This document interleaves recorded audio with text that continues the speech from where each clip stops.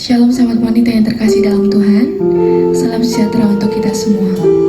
Apapun keadaan yang kita alami saat ini, entah itu senang ataupun sedih, saya percaya bahwa kita punya Tuhan yang setia, amin. Mari kita naikkan rasa syukur kita kepada Tuhan.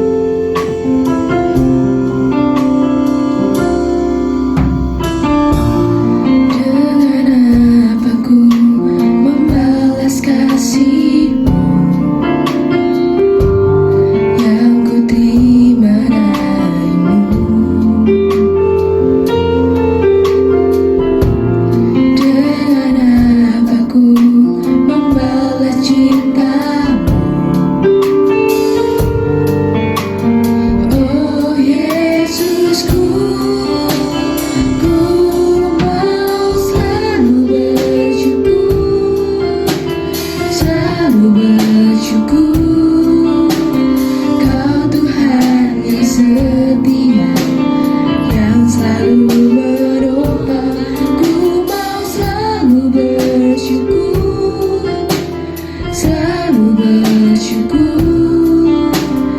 Kau Bapakku yang setia.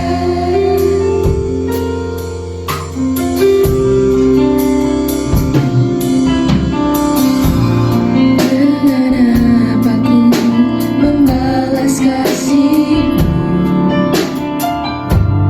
yang ku terima darimu? Kami tak dapat membalas kasih untuk. Dengan apa ku membalas cintamu? Oh Yesusku. Dengan apa ku membalas kasih yang ku terima darimu? Dengan apa ku membalas cintamu? Oh Yesusku, ku mau selalu bersyukur, selalu bersyukur. Kau Tuhan yang setia, Kau Tuhan yang setia. Ku mau selalu bersyukur, selalu bersyukur. Kau Bapakku yang setia. Ku mau selalu bersyukur, selalu bersyukur. Kau Tuhan yang setia, yang selalu menopang. Ku mau selalu bersyukur, selalu bersyukur. Kau Bapakku yang setia. Percaya bahwa Dia adalah Allah yang setia, amin. Dengan apa ku membalas kasih yang ku terima darimu? Dengan apa ku membalas cintamu? Oh Yesus,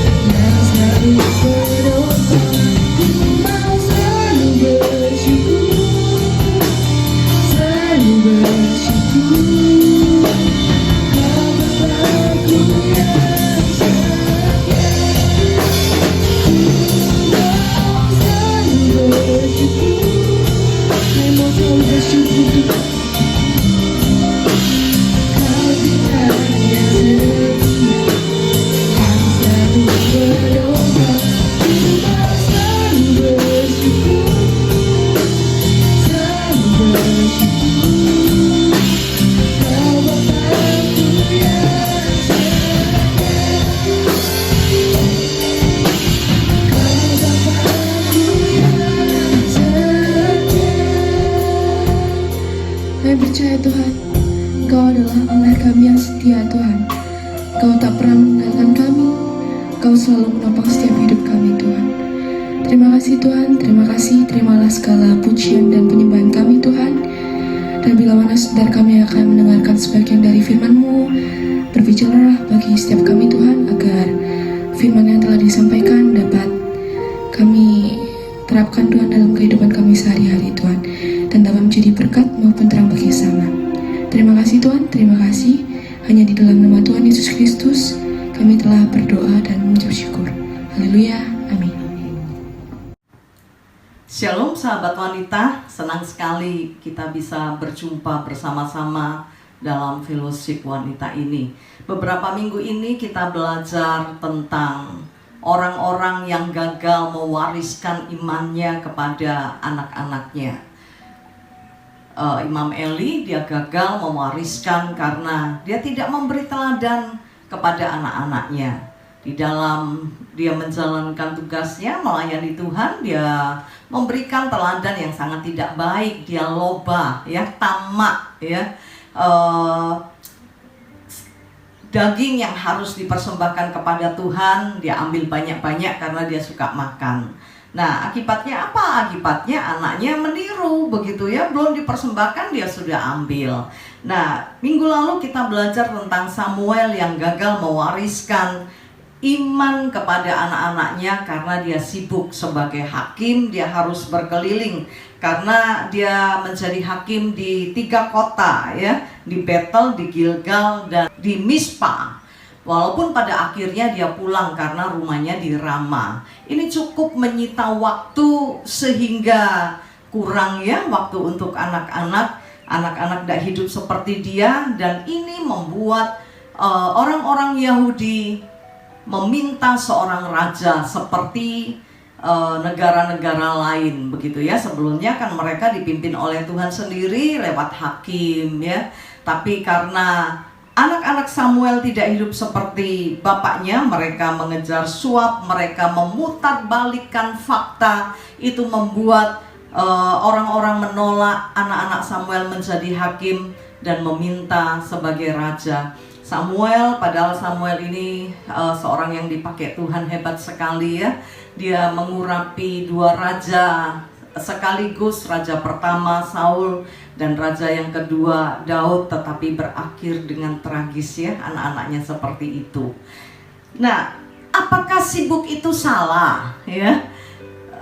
Menurut saya enggak, ya. Orang sibuk bekerja sah-sah saja, ya. Bahkan hari-hari ini bukan sesuatu yang aneh kalau wanita juga bekerja. Bahkan saya sarankan kepada semua wanita kalau mengeluhkan masalah keuangan, ya, gaji suami tidak cukup, saya selalu sarankan untuk bekerja. Kalau merasa tidak cukup, yo bantuan, yo kerja, begitu ya. Amsal pasal 31 juga mengajarkan bagaimana seorang wanita yang takut akan Tuhan. Dia disebut wanita yang bijak karena dia juga cari uang, dia mendatangkan makanan, dia mengatur semuanya, luar biasa. Minggu lalu kita sudah pelajari. Tapi minggu ini kita akan belajar dari 2 orang wanita. Siapa dia? Dia adalah Maria dan Marta. Bersama-sama kita akan lihat Lukas pasal yang ke-10. Lukas pasal yang ke-10 ayat yang ke-38 sampai 42. Perikop ini berjudul Maria dan Marta. Ketika Yesus dan murid-muridnya dalam perjalanan, tibalah ia di sebuah kampung. Seorang perempuan yang bernama Marta menerima dia di rumahnya. Perempuan itu mempunyai seorang saudara yang bernama Maria. Maria ini duduk dekat kaki Tuhan dan terus mendengarkan perkataannya. Sedang Marta sibuk sekali melayani dia. Ia mendekati Yesus dan berkata, "Tuhan, tidakkah engkau peduli bahwa saudaraku membiarkan aku melayani seorang diri? Suruhlah dia membantu aku." Tetapi Tuhan menjawabnya, "Marta, Marta, engkau khawatir dan menyusahkan diri dengan banyak perkara, tetapi hanya satu saja yang perlu. Maria telah memilih bagian yang terbaik yang tidak akan diambil daripadanya. Berkali-kali saya baca kisah ini, saya nggak setuju, begitu ya. Lawang orang koyok Maria ngono kok, malah yang benar begitu ya. Nah, ternyata karena saya memiliki karakter yang seperti Marta, begitu ya. Oke, malam ini kita akan lihat perbedaan antara Maria dan Marta. Dari ayat-ayat ini kita tahu bahwa Marta ini seorang pekerja keras ya, dia nggak males, ada tamu disuguhi, dia mau repot, dia bikin ini, dia bikin itu. Bagus nggak? Bagus saudara. Lah daripada ke rumah orang nggak disuguhi, saya ini Marta banget begitu ya. Kalau ada tamu, kalau dengar ada teman dari luar kota datang, sebisa mungkin saya jemput. Kalau tidak bisa jemput, saya pasti sambut dia ya, ajak makan atau apa begitu ya. Saya tipe orang yang perhatian sekali dalam hal ini. Saya nggak bisa kayak Maria begitu ya, duduk tok gitu ya. Ono tamu menengai gak disuguhi, saya nggak bisa ya. Nah, Marta ini seorang pekerja keras. Dia seorang yang sangat peduli, dia care banget ya. Ada tamu, nah disuguhi gitu ya. Ya memang ada kejelekannya begitu ya. Dia ngomel ketika Maria tidak membantunya. Dia ingin memberi yang terbaik untuk Tuhan. Salahkah itu? Tidak ya. Tapi nanti kita akan belajar salahnya di mana. Nah, kalau saya lebih suka tipe Marta ini ya, nggak males ya, peduli sama orang lain, ingin memberi yang terbaik. Bahkan coba kita lihat Yohanes pasal yang ke-11. Yohanes pasal ke-11, kita bandingkan nanti ya Marta dan Maria. Yohanes pasal yang ke-11 ayat yang ke-20. Ketika Marta mendengar bahwa Yesus datang, ia pergi mendapatkannya. Waktu itu mereka sedang berduka karena saudara laki-laki mereka meninggal dunia. Nah, waktu dengar bahwa Yesus datang, apa yang dilakukan oleh Marta? Marta menyongsong Yesus. Nah, seorang tuan rumah yang baik kan begitu ya. Nah, ada tamu datang ya. Kalau ya, karena saya bisa ngomong seperti ini, saya pernah alami duka ya. Waktu mama saya meninggal, saya berusaha sambut semua tamu ya. Ya, saya pun pernah maisong ya. Kalau maisong dibiarin, kita bingung gitu ya. Apalagi nggak kenal dekat dengan keluarga yang lain, pasti kita bisa salah tingkah begitu ya. Nah, menurut saya Marta ini baik sekali. Ketika ia dengar bahwa Yesus datang, dia menjumpai Yesus, dia mendapatkan Yesus, dia menyambut Yesus. Ayat selanjutnya berkata, tetapi Maria tinggal di rumah. Lah saudara, kalau datang keluar kota, temui teman saudara, senang mana? Disambut apa dibiarin? Pasti senang disambut. Jadi ketika saya baca ulang-ulang kisah ini, saya lebih berpihak kepada Marta. Menurut saya Maria ini tidak baik. Oh, ngerti Yesus datang kok menengai gitu ya.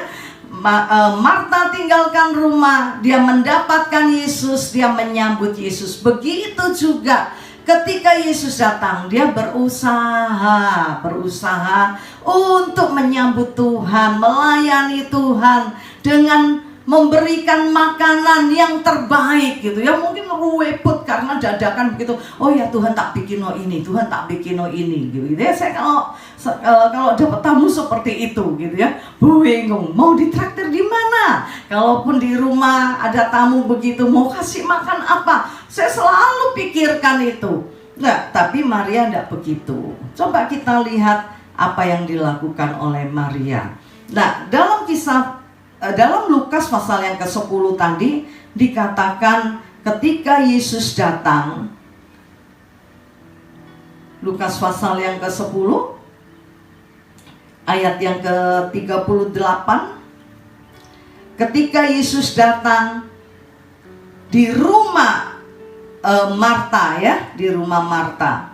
Nah, apa yang dilakukan oleh Maria di ayat yang ke-39? Perempuan itu mempunyai seorang saudara yang bernama Maria. Maria ini duduk dekat kaki Tuhan dan terus mendengarkan perkataannya. Menurut saya Maria ini males, ya. Nah, Marta menyiapkan suguhan, dia menengahi, duduk tok, begitu ya. Tapi ini tidak berarti bahwa Maria ini seorang yang malas, ya, tidak begitu. Maria bukan seorang yang malas. Buktinya apa? Coba lihat Yohanes pasal yang ke-12. Walaupun ketika Yesus datang, dia cuma diem, bukan berarti dia pribadi yang malas. Kenapa? Yohanes pasal yang ke-12 ayat yang ke-3. Maka Maria mengambil setengah kati minyak narwastu murni yang mahal harganya, lalu meminyaki kaki Yesus dan menyekanya dengan rambutnya, dan bau minyak semerbak di seluruh rumah ini. Latar belakang kisah ini, ya, Lazarus kan dibangkitkan. Nah, suatu hari, 6 hari, dikatakan 6 hari sebelum Paskah, Yesus datang ke Betania, tempat Lazarus dibangkitkan, dan di situ diadakan perjamuan. Ya, seneng ya, Lazarus pernah dibangkitkan, jadi mereka bikin pesta. Nah, di dalam pesta itu di ayat 3 dikatakan bahwa Maria mengambil setengah kati minyak narwastu murni yang mahal harganya. Dia bisa beli minyak yang mahal harganya, berarti dia bukan pengangguran, tapi dia seorang yang bekerja, bahkan bekerja keras. Kalau tidak kerja, tidak bisa beli minyak mahal, ya. Nah, karena itu saya ingin kita tidak salah menafsirkan. Dulu saya pikir, delok nongong kayak gini. Saya kalau lihat orang males, klemak-klemek, ya, ngidek telek gak penyet, gregeten, saudara. Saya suka orang yang energik, semangat, gitu ya.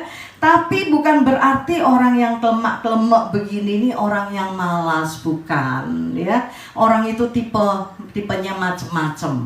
Kami suami istri kalau kerja cepet, begitu ya. Nah, anak kami beda. Hizkia itu pelan, ya. Kata pepatah Jawa, alon-alon asal kelakon. Tapi bukan berarti dia pribadi yang malas. Dia bekerja di Australia, dia kerja jadi kuli, saudara, di satu supermarket bagian air, angkat air. Hari pertama 54 dos dia kerjakan, berarti bukan orang yang males. Memang dia tidak bisa cepat. Oh, sekarang sudah tidak seperti itu, ya.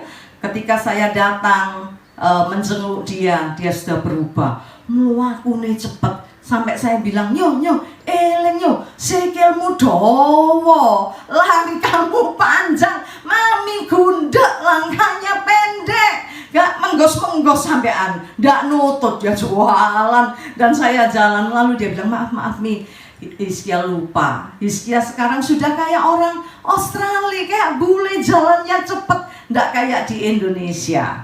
Nah, kembali ke Maria. Maria ini ketika Yesus datang, dia menemani Yesus, berbicara dengan Yesus, bukan berarti dia malas. Buktinya dia seorang pekerja keras yang bisa membeli minyak narwastu. Dan dia bukan orang yang cuek, nggak mau tahu. Nah, dalam kisah Lukas tadi kita lihat yang umek Marta, Maria menengahi. Itu tidak berarti Maria ini adalah seorang pribadi wes gak usah disuguhi babak no wes ono tamu wes meneng ae. Ada seperti itu ya. Ono tamu gak disuguhi ya, ndak peduli wes kon teko-teko boleh-boleh ya begitu ya. Ndak seperti itu. Kenapa? Lihat saudara, dalam pesta itu maka Maria mengambil yang terbaik, memberikannya kepada Tuhan. Bayangin, minyak yang mahal harganya dipakai untuk mengurapi Tuhan, meminyaki Tuhan. Dan dia adalah seorang pribadi yang rendah hati juga. Dia mengusap, menyeka kaki Tuhan dengan rambutnya. Buat perempuan, rambut itu mahkota, ya, kebanggaan. Tidak ada perempuan yang begini rambutnya rontok, biar gondol aja, biar gitu ya, tidak ada. Berusaha kasih tonik, berusaha kasih ini supaya rambutnya tidak rontok. Tetapi dia yang berharga di dalam hidup wanita, dia berikan kepada Tuhan buat lap kaki, saudara. Bayangin. Jadi jangan salah menafsirkan orang ya dengan apa yang dia lakukan. Lihat kisah-kisah yang lain supaya kita tidak salah ya. Nah, jadi kita sudah tahu perbedaannya ya. Marta ini orang yang rajin, care banget. Maria juga orang yang rajin, dia juga care. Buktinya dia mau berikan minyak narwastu yang mahal untuk mengurapi kaki Yesus. Dia orang yang peduli juga. Dia tahu Yesus mau mati, ya. Karena itu dia mengurapi kaki Tuhan. Dia beri yang terbaik untuk Tuhannya, ya, sebelum Tuhannya mati. Nah, lalu mengapa dikatakan Maria mengambil bagian yang terbaik di dalam kitab Lukas tadi? Nah, ayo kita kembali ke kitab Lukas pasal yang ke-10 tadi. Lukas pasal yang ke-10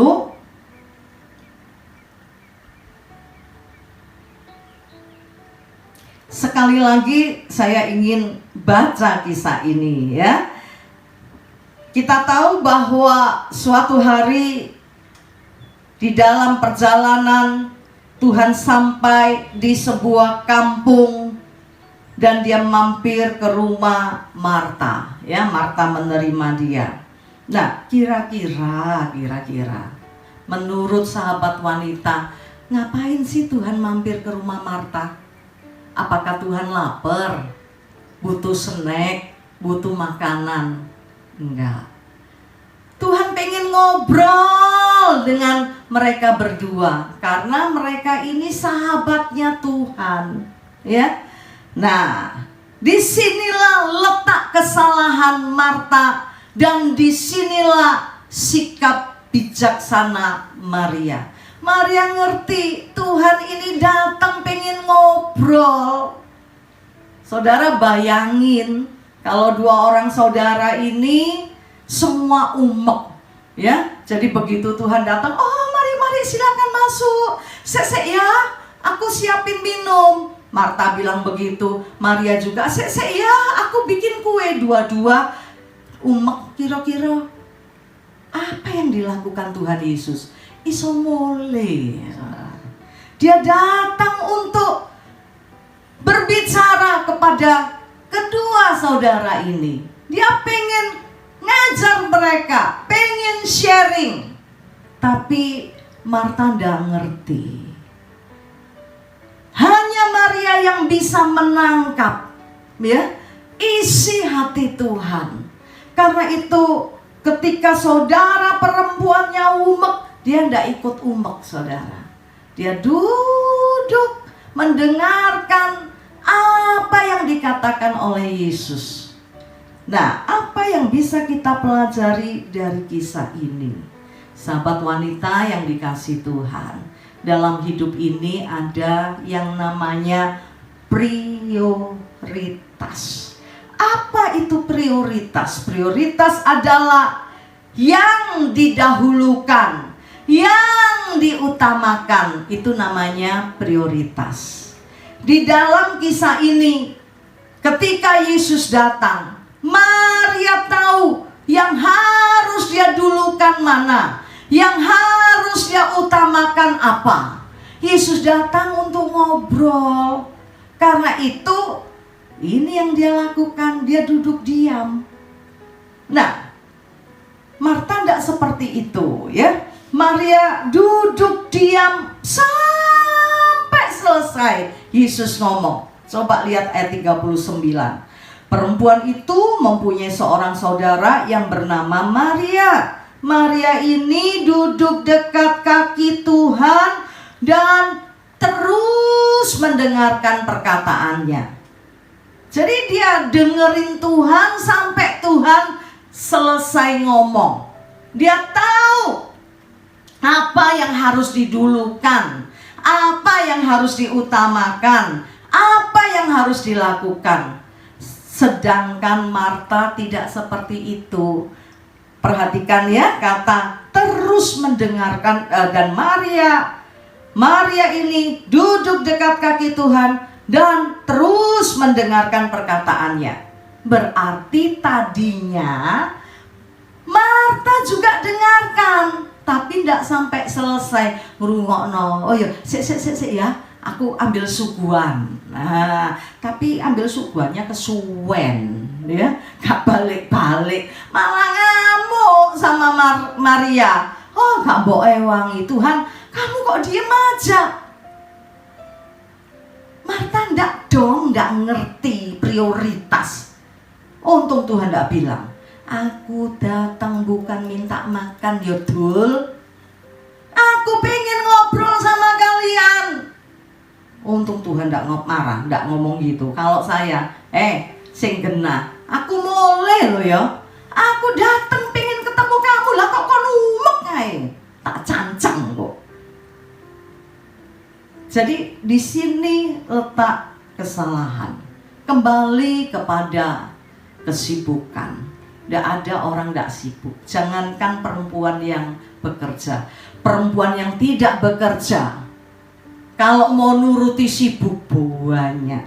Ya, karena saya ngomong begini karena saya ini seorang perempuan. Bongkar lemari, iso jam-jaman. Di dapur, ya. Kalau habis belanja banyak begitu ya, beteti ayam, nyuci ayam, lalu diukep lah, sebagian di inilah, itu bisa sampai sore loh.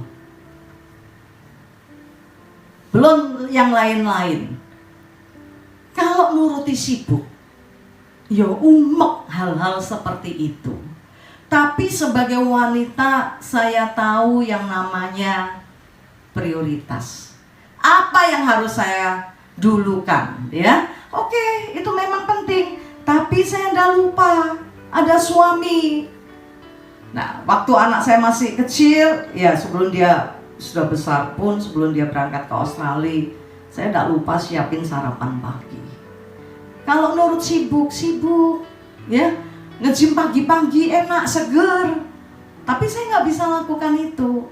Teman-teman bilang, ayo Tolis, nge-gymnya pagian, kita loh 6:30 udah nyampe. Kamu jam 9, iya, aku ono sing diramut. Ada anak, ada suami. Kalau anak sudah pergi bekerja, nah baru saya punya kesempatan untuk meninggalkan rumah dan saya nge-gym.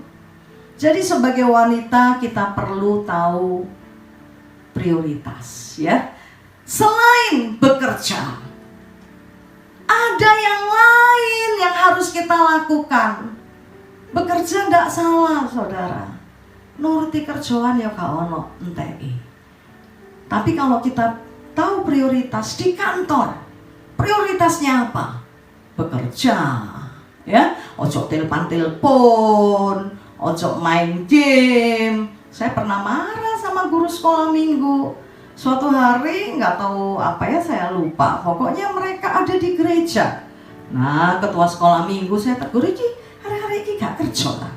Dan saya juga tegur anak-anak, kok kalian bisa di sini sampai jam segini? Emang nggak kerja? Oh, nanti makbet ya. Nanti jam 4 ceklok. Kurang ajar jenengan saudara.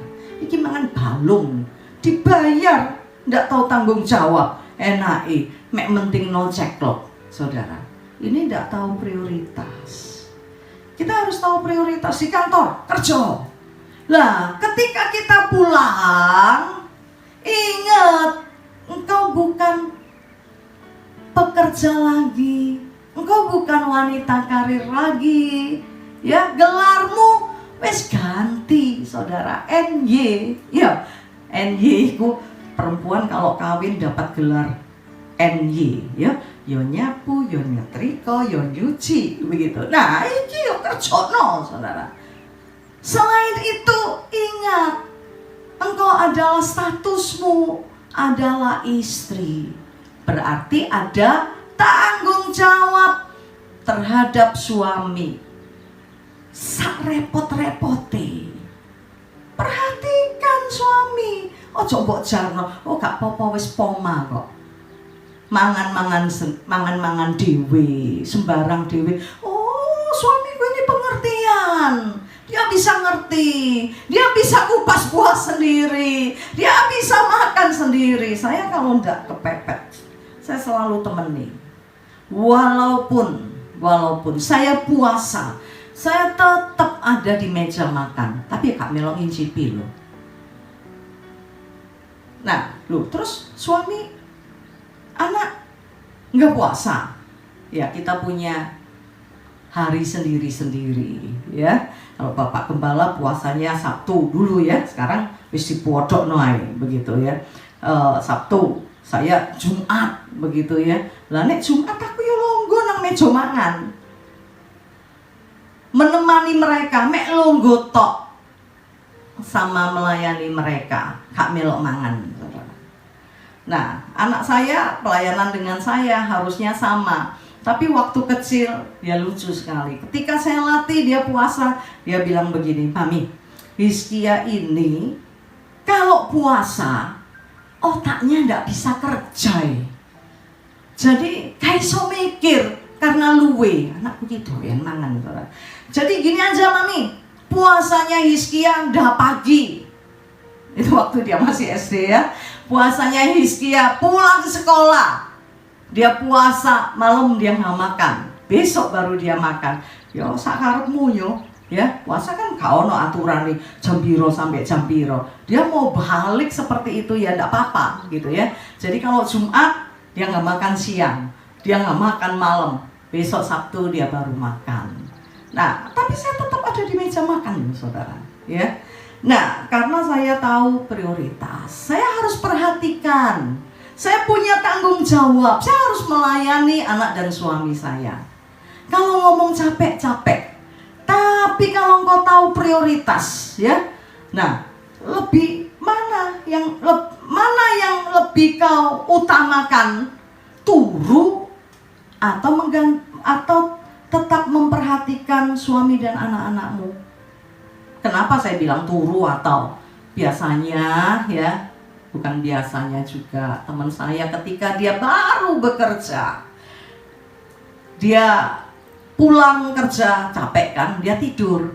Nah, karena saya ini guru sekolah minggu, maka anak-anak mengeluhkan ya, nggak enak mama kerja, ya, mama kerja enak, ya, bantuin papa cari duit, kok nggak enak, iya mak, sekarang nggak bisa ngobrol sama mama. Sekarang nggak bisa, nggak kayak dulu ya, mama pulang kerja capek, sudah nggak punya waktu untuk ngobrol, nggak punya waktu main untuk kita. Sebetulnya bukan masalah bekerja, tapi masalahnya ada pada prioritas ya. Nah, saya pun sama, pulang malam pun namanya hamba Tuhan ya. Kadang setelah ke ibadah harus besuk ke rumah sakit, pulang malam. Ya, saya tahu tanggung jawab saya. Ya, ketika saya sampai di rumah, saya bukan pendeta lagi, saya ibu rumah tangga. Karena itu saya masuk ke kamar anak saya lihat anak saya betulin selimutnya. Saya masih bersihin dapur, saya masih ini dan masih itu. Karena itu malam hari ini saya ingin setiap sahabat wanita mengerti apa itu prioritas, apa yang kau utamakan. Ini penting sekali. Kalau utamakan egois kita, pulang kerja capek, nggak mau tahu, begitu ya. Nah, tidak salah kita punya pembantu, tidak salah kita punya suster, tapi bukan berarti kita tidak mau tahu. Terakhir saya bicara tentang prioritas ya. Ada teman ngobrol, ya, ada teman datang dan kita ngobrol. Lalu anak kita datang, dia tunjukin, dia pulang sekolah, ya, dia tunjukin gambarnya. Kalau kita tidak ngerti prioritas, nanti kata, Mami ini ada tamu, salah. Kalau kita nggak ngerti prioritas akan seperti itu. Bukan berarti kita abaikan tamu. Mbok yo deloken sedilut loh. Apa salah? Oh iya, bagus. Oke, Mami lagi ada tamu ya sayang, kamu masuk. Tapi ada orang tua yang membiarkan anaknya melok nimbrung ono gitu ya. Nah, engko anak kita kurang ajar ya, melok-melok. Suatu hari ada konflik begitu. Heran, anak kecil lihat saya lari gitu ya. Ada konflik dengan orang tuanya. Saya heran, iki gak keliru tak? Arek cilik lah gak melok-melok. Tapi kenapa bisa ikut-ikut seperti ini? Oh, orang tuanya ada ajar, begitu ya. Kalau saya ajar, nggak boleh ikut-ikut. Kalau dia namanya anak ya pasti kepo. Anak saya beda dengan saya. Saya ini orangnya ndak kepoan, begitu ya. Ada orang ngopo ngarepe, bahkan cenderung dalam hal seperti itu saya kurang memperhatikan. Yang ndak perlu saya urusin, saya nggak urusin. Orang itu pakai baju apa, pakai lipstick apa, kayak gitu saya nggak kepo, begitu ya. Urusan orang lain saya nggak kepo, tapi dalam perhatian saya ini orangnya care banget. Tapi beda dengan anak saya. Mungkin waktu itu dia masih kecil ya, dia pernah nanya, Mi, apa gitu. Apa sih ngopo? Nggak, itu tadi. Gak usah melok-melok. Ini bukan urusan kita. Apalagi kamu anak-anak. Kita ikut-ikut kalau kita membantu. Boleh campur tangan. Nek ono hal-hal yang positif yang kita kerjakan. Ya, mau tahu dia sakit apa? Nah, kalau engkau mau keluar duit untuk beli obat atau bayari doktere, gak apa-apa. Nek enggak, wis meneng wae, gak usah kepo, begitu ya. Maksud saya kita memberikan perhatian, mendoakan, bolehlah ya. Ya nek soal sakit oke lah, tanya-tanya boleh. Tapi kadang orang itu kepo banget, begitu ya. Ono wong atik tas sopo, diperhatikan, didoano. Dulu ya sebelum Masehi ada jemaat yang seperti itu. Saya pakai tas, dia bilang, oh iku tasnya CC 60.000. Ya, ketika saya dengar saya bilang, keliru, bukan 60.000, 30.000 beli di Bogor. Nah, karena punya teman pendeta di Bogor ya, sering bawa saya jalan, ada barang-barang murah. Lah kok cek kepoi kate 20.000, kate 30.000. Aku kan jaluk duitmu, saudara. Ada seorang datang kepada saya bilang, kalau ibu ini low profil, nggak kayak pendetaku. Pendetaku kalau tas ndak merek ndak mau. Loh, goro-goro. Tasku kabeh yo ono mereke, saudara.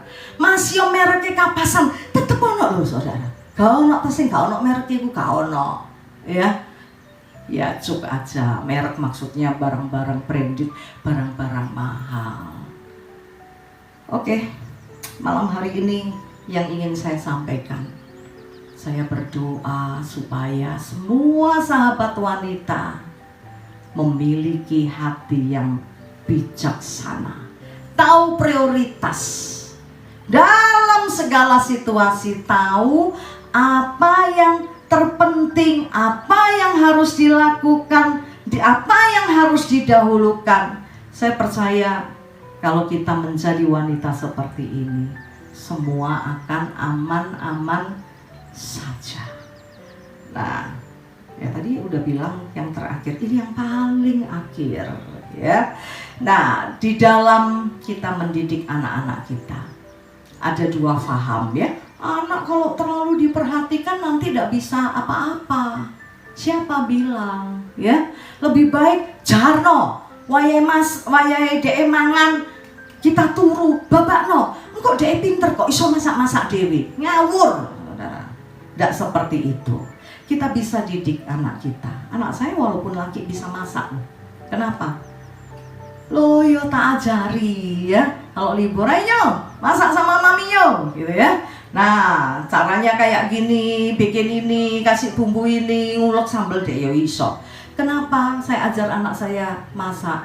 Dia dari kecil punya cita-cita pengen sekolah ke luar negeri. Lagi nek gak diajari masak, nek tuku terus yo sipun gak ada duit bangkrut. Jadi saya ajar ketika dia sampai di Australia, masak buat dia bukan sesuatu yang asing.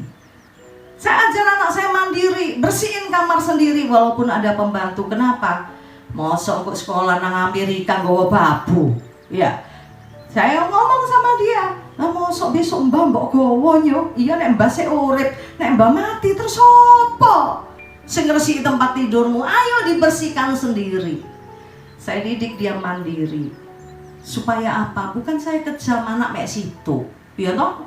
Ya ndak dianiaya. Tapi justru sebaliknya, saya lengkapi anak saya supaya dimanapun dia berada, dia bisa tetap enjoy, sukacita, melakukan segala sesuatu, tidak tertekan karena sudah terbiasa.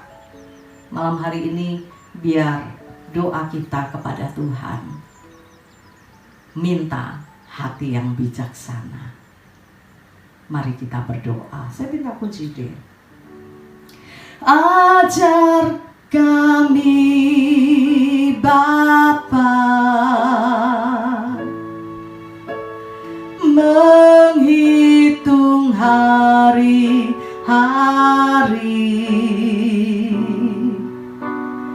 agar kami beroleh hati bijaksana.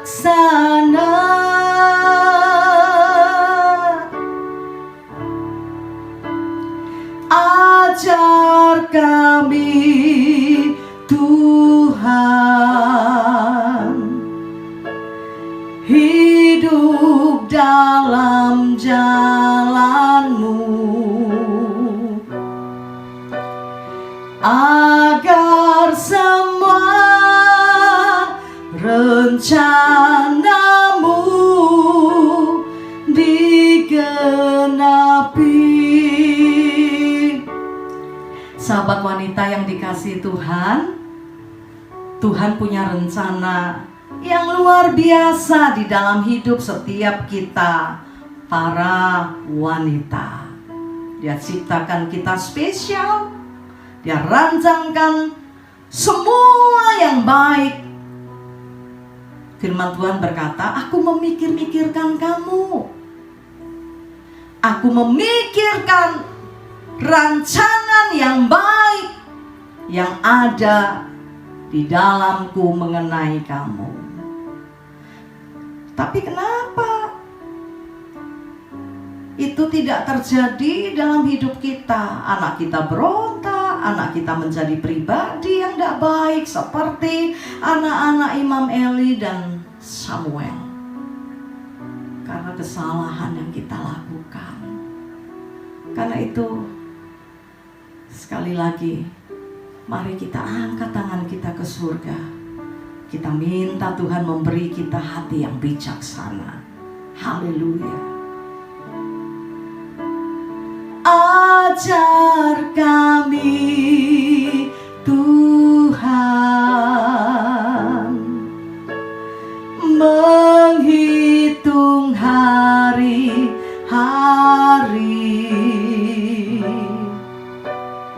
agar kami beroleh hati bijaksana.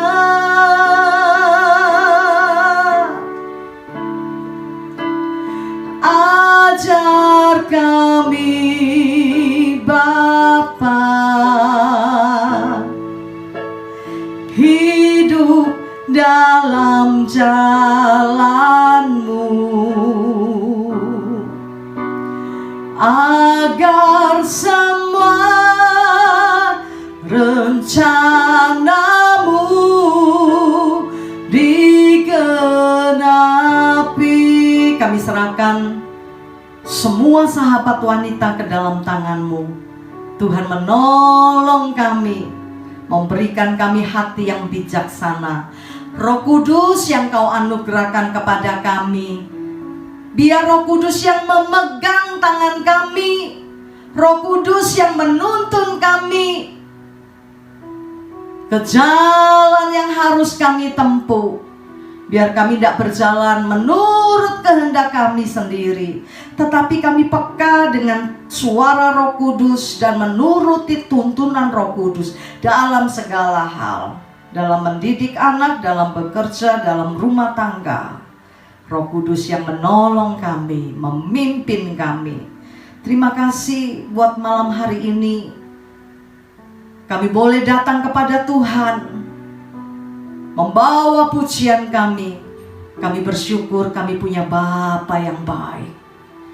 Kami punya Allah yang begitu peduli dan mengerti. Kau tahu kami tidak mampu berjalan sendiri. Karena itu Kau berikan Roh Kudus-Mu kepada kami. Roh Kudus yang menuntun, memimpin dan menghibur kami. Terima kasih buat Roh Kudus-Mu Tuhan. Biar kami tidak sia-siakan anugerah yang besar ini, tetapi biar kami mengizinkan Roh Kudus menuntun, memimpin, dan menolong kami. Terima kasih Bapa, terima kasih. Sebelum kami selesaikan ibadah kami angkat tangan ke surga. Kami terima berkat rahmat dan anugerah dari Allah Bapa, di dalam cinta kasih dari Putra-Mu yang terkasih Tuhan kami Yesus Kristus, dan di dalam persekutuan dengan Roh Kudus menyertai kami mulai hari ini sampai Maranatha Tuhan datang kembali. Yang percaya diberkati Tuhan bersama-sama katakan amin. Selamat malam, Tuhan memberkati kita semua. Haleluya. Bagi sahabat wanita yang membutuhkan doa dan konseling, bisa menghubungi Pastor Elizabeth Low di nomor WhatsApp 0812 310 11 000. Terima kasih, Tuhan Yesus memberkati.